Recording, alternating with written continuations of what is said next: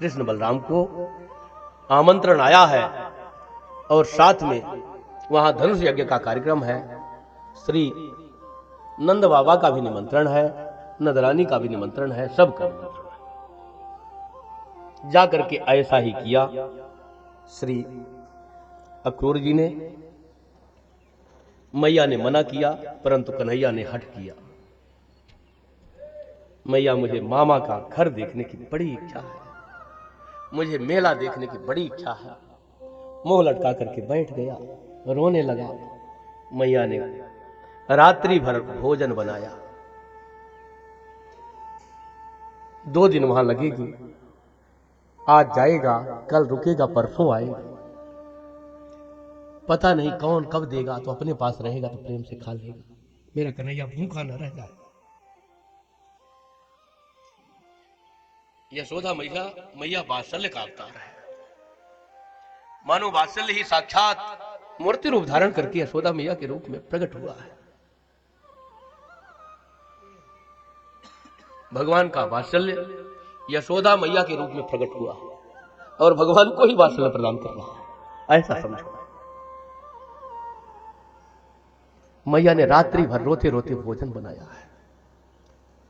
अपने आंसुओं के जल से भोजन को अमृत कर दिया है।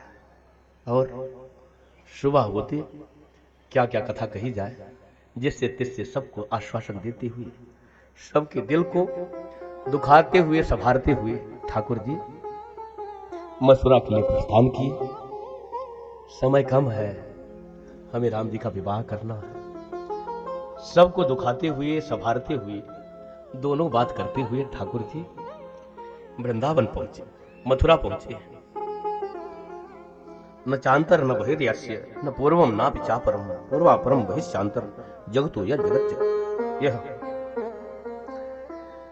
न जिसका आदि है न अंत है, ऐसे प्रभु को तो केवल यशोदा मैया की ही शक्ति है कि वो अपने प्रेम रज्जू में बांध सकती है।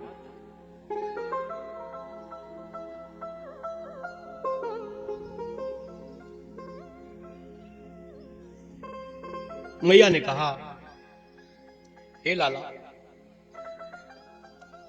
तुमने मिट्टी खाई थी, मटकी फोड़ी थी, मैंने उखल से बांध दिया था।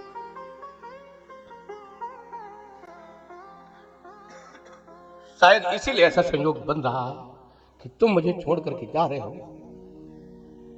कन्हैया ने कहा, मैया ऐसा काहे को कहा? मैया ने कहा, कन्हैया इस बात को तो भूल जा, या कभी भी स्मरण मत करना। मैंने उखल में बांधा है, इसको तुम भूल जाओ और मेरा त्याग कभी मत करना। आज मैया का हृदय फटा जा रहा है। कन्हैया ने कहा, मैया तू क्या कह रही है? माखन को, मिश्री को, दही को, उखल बंधन को, मेरे प्राण चले जाएंगे उसके बाद भी मैं नहीं भूल सकता। तूने रस्सी से नहीं बांधा है, मुझे तो प्रेम रज्जू में बांधा है। तुम्हारे उखल बंधन को मैं कैसे भूल सकता हूं? भला बताओ, किसकी शक्ति, किसका सामर्थ्य है जो भगवान को बांध सके? भगवान को बांधने के लिए दुर्योधन चला था। उसके लिए कहा है कवि ने, जो था असाध्य साधने चला, उल्टे हरि को बांधने चला। असाध्य है भगवान को बांधना, और मैया ने अपने प्रेम रज्जू में कन्हैया को बांध लिया। उस बंधन को भला ठाकुर जी कैसे भूल सकते हैं? उस प्यार की रस्सी को कहां से तोड़ सकते हैं? ठाकुर जी ने कहा, मैया मैं विश्व की समस्त उपलब्धियों को भूल सकता हूं, लेकिन तुम्हारे उखल बंधन को मैं नहीं भूल सकता। इस तरह से मैया को आश्वासन, गोपों को आश्वासन। गोप ले लेकर डंडा खड़े हो गए। कहां जाएगा, कौन ले जा सकता है? कन्हैया ने कहा, नहीं भैया, मैं तो आपके हाथों का गुलाम हूं, बिका हुआ हूं आपके हाथ। कौन ले जा सकता? कोई नहीं ले जाएगा।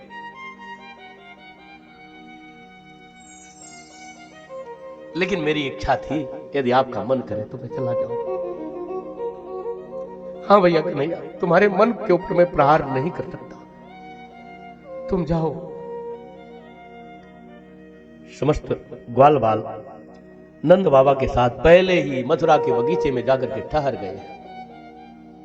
मेरे कन्हैया को कुछ होना नहीं चाहिए।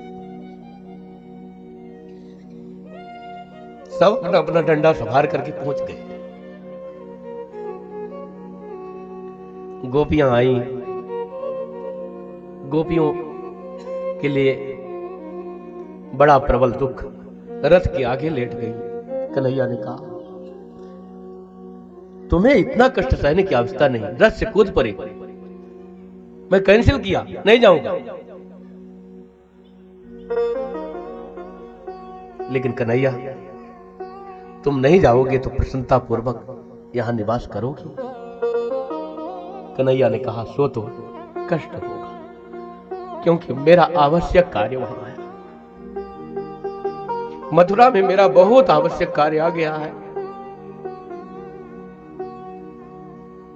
अनंत काल से खून के आंसू रुलाता हुआ यह कंस कितना कष्ट दिया है यदुवंशियों को, उससे आवश्यक अधिक कार्य कुछ भी नहीं है। परंतु तुम चाहती हो तो मैं उसका भी तिलांजल देता हूं।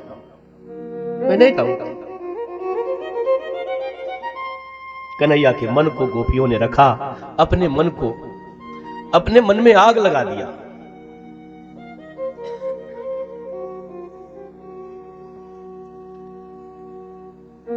कोई कहे पंडित जी पूजा करा रहे हैं, कहें कि तुलसी अर्पण करो तो हम लोग कर देंगे, फूल अर्पण करो तो फूल अर्पण कर देंगे, फल अर्पण करो तो फल कर देंगे, जल अर्पण करो तो जल अर्पण कर देंगे। लेकिन पंडित जी कहे मन अर्पण करो तो कैसे करेगा? बड़ा कठिन कार्य है मन अर्पण करना। गोपियों ने भगवान को मन अर्पण किया है, इसीलिए कृष्ण ने अपना मन अर्पण गोपियों को कर दिया। तुम्हारी जैसी इच्छा हो। मेरा तो मन ऐसा था, लेकिन मन आपका जैसा होगा वैसा करूंगा। गोपियों ने कहा, नहीं प्रभु।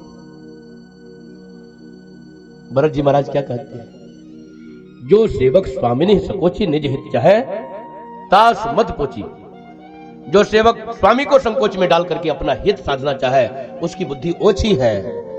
इसी विधि का आश्रय लेते हुए गोपियों ने खूब आशीर्वाद देते हुए, मंगल मनाते हुए भगवान श्री कृष्ण को विदा किया है। ठाकुर जी जाकर के मंगलमय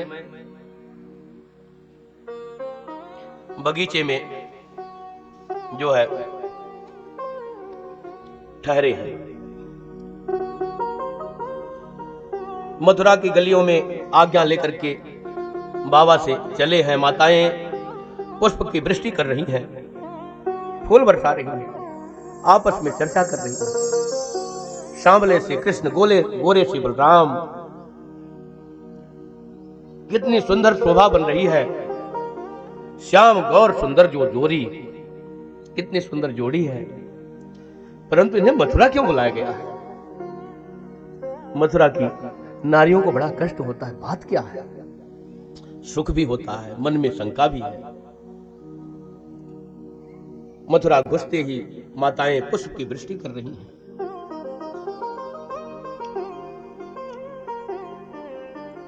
सब ब्रजवासी सोचते हैं, ग्वाल बाल साथ साथ चल रहे हैं। यहां इतना स्वागत हो रहा है, मामा जी के दरवाजे में पता नहीं कितना स्वागत होगा। मामा जी के दरवाजे में तो और अधिक स्वागत होगा। कन्हैया से कहती हैं, कन्हैया इतना स्वागत हो रहा है, लेकिन मेरा रूप अच्छा नहीं है। हमारे पास वस्त्र अच्छे नहीं है, फटे पुराने पहने हैं। वस्त्रन की व्यवस्था हो जाए तो बड़ा अच्छा रहेगा। कन्हैया ने कहा, चिंता मत करो, सब व्यवस्था होगी। यमुना के किनारे एक धोबी बहुत सारा राज वस्त्र, राजाओं का वस्त्र लेकर के धोने के लिए आया था। कन्हैया ने कहा, मामा राम राम। धोबी ने कहा, अरे ग्वारिया, तू कहां से मामा कर रहा है? कहां जा रहे हो? मामा के यहाँ जा रहे हैं, कंस मामा के। अच्छा, कंस आपके मामा है? हाँ मामा। कंस मामा लगते हैं तो सब कंस के नाते सब उनके समकक्ष के मामा ही हैं, इसलिए मैंने मामा कह दिया। अच्छा, क्या काम है? मुझे वस्त्र चाहिए, इनमें से मेरे ग्वाल वालों को वस्त्र दे दो एक एक। तुम्हारे पास बहुत ढेर लगा है, पहाड़ लगे हैं वस्त्रों के। अरे ग्वारिया, तो इन राजवंश के राजाओं के वस्त्र को धारण करने का अधिकार रखता है। धोबी डंडा लेकर के दौड़ा। ग्वाल वालों ने कहा, पूतना को मारे हुए वाले हाथ को बढ़ा दे। कन्हैया अब क्यों चूक रहा है? एक थप्पड़ लगाया, धड़ से सिर अलग हो गया और धोबी का काम तमाम हो गया। आगे चले, वस्त्र को अपने मनमानी पहना, जिसको जो इच्छा लगा वह पहने। जैसे बानर भालू पहने ऐसे वो पहने जैसा मन में आया वैसे पहने और पहन करके चले तो मानो रोड में झाड़ू लगाते हुए चल रहे हो। बड़े बड़े निशाचरों के वस्त्र। कहे, कन्हैया मैंने अपने वस्त्र को भी छोड़ दिया और ये तो बहुत खराब लगा, मेरे फटे पुराने ही ठीक थे, तो बहुत बड़े बड़े हैं, इसको बराबर कहीं करा देगा। कन्हैया ने कहा, सब व्यवस्था हो। एक दर्जी का घर मिला, कंस का दर्जी था। भगवान ने उसको बुला करके उसके घर पधारे और वस्त्रों को सही करवाया। ग्वाल वालों ने कहा, वस्त्र भी अच्छा हो गया, लेकिन यदि माला होता तो अच्छा रहता। क्यों? ब्रजवासी माला के बड़े शौकीन होते हैं, खूब पहनते हैं बढ़िया बढ़िया माला, मोटे मोटे। तो सुदामा नाम का मालाकार है, माली, उसके यहां जाकर के भगवान ने सुंदर माला पहनी।